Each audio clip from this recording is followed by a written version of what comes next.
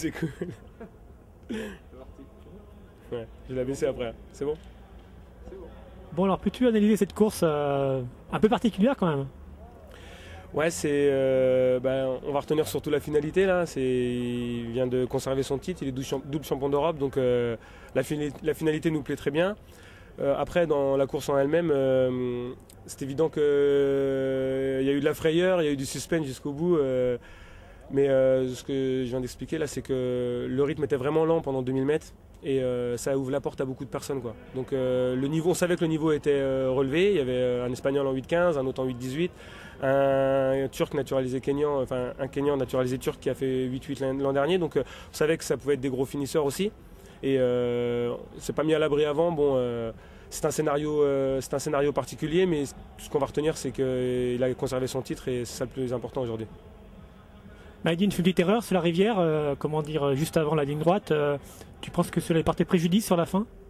Ouais, en fait, ça lui a porté préjudice parce que cette erreur, elle aurait pu avoir des conséquences, puisqu'il arrive en fait à 200 mètres de la ligne où vraiment il fait son effort et il commence à se détacher de l'Espagnol. Sauf qu'il arrive trop vite sur la dernière rivière et pris par la vitesse, il a été obligé de franchir la dernière rivière sans poser le pied dessus. Donc automatiquement, la réception s'est fait plus proche dans la fosse et il y a eu une déperdition de vitesse qui a permis à l'Espagnol derrière, qui a pu servir de la propulsion de la rivière pour revenir tout de suite sur lui dans le sprint final sur les 120 derniers mètres. Et bon, il ne s'est pas affolé. Il a réussi à revenir tout de suite et se mettre au côte à côte avec l'Espagnol. Et après, il pouvait après déplier encore son finish pour franchir la dernière barrière. Là où l'Espagnol est tombé. Mais cette erreur, elle fait partie de la course. De toute manière, c'est une course risquée, le steeple. Il y a des obstacles. Donc on peut être pris par des chutes ou alors obligé sur la dernière rivière de ne pas mettre le pied dessus. Et ça, c'est problématique. Mais ce qui compte, c'est que malgré cette erreur, il a pu tout de suite avoir le réflexe de repartir, de ne pas baisser les bras et de ne pas se tasser ou se crisper.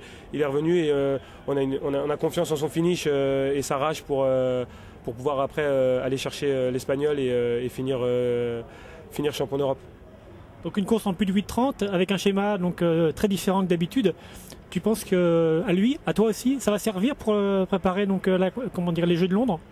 Oui, bien sûr, c'était vraiment le but de ces 3 dernières courses là qui se sont passées avec les championnats de France, la série des Europes et cette finale des Europes. C'était vraiment de pouvoir avoir de l'expérience sur des courses qui sont complètement différentes. En meeting, on a des courses rapides qui sont tout de suite rythmées par des lièvres, qui vont très vite. Ça nous renseigne sur certaines choses. En championnat, au niveau des France, on a des courses avec des coureurs qui valent aux alentours de 8,30. Et là, on a une course avec des coureurs qui sont plus au niveau de 8,15. Ça s'apparente un peu à des séries de Jeux Olympiques.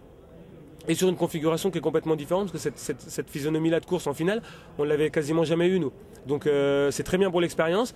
Maïdine, il tire beaucoup d'enseignements de ces courses-là. Il va en tirer encore. Et pour le chemin qui nous reste jusqu'à Londres, je crois que ça sera vraiment quelque chose d'intéressant à pouvoir analyser et puis pouvoir maintenant se préparer sereinement sur le dernier objectif de la saison qui est les Jeux Olympiques. Dernière question, elle concerne Noureddine. Il a fait le lièvre malgré lui, donc tu penses qu'il a fait une erreur dans sa tactique de course? Je pense qu'il n'a pas fait le lièvre et peut-être qu'il s'est placé devant à un moment donné, mais le rythme n'était pas encore assez dur. En fait, je pense que pour Nordine, on aurait pu avoir un deuxième Français sur le podium et pourquoi pas même un doublé français, j'en suis même persuadé. Vu les qualités de Nordine et la manière dont il avait couru sa série et la manière dont il avait couru les France, il est capable d'emballer vraiment un gros dernier 1500 mètres.